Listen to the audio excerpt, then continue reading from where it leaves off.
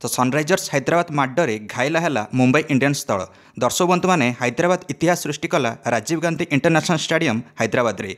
Sunrisers Hyderabad प्रथम batting करी IPL इतिहास सर्वाधिक स्कोर करनेला तो 277 करला सनराइजर्स हैदराबाद प्रथम बैटिंग करी एमआई पक्षरे मात्र 3 विकेट हराई आरसीबी 263 रन हाएस्ट स्कोर को पार करनेला हैदराबाद दल।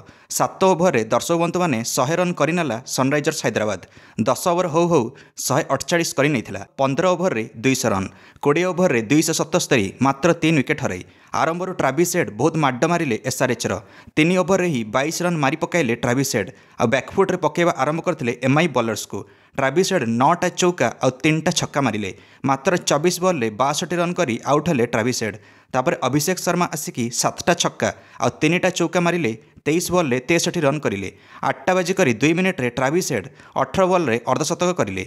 तापर 8टा बाजी कर 24 मिनिट रे अभिषेक शर्मा 16 बॉल 50 रन करें। ए दुई जन तो जहाँ कले तापर हेनरी क्लासेन आसिकी धुआंधार माड मारे 7टा छक्का और 4टा चौका सहित 34 बॉल 80 रन करें और नट आउट रहिले।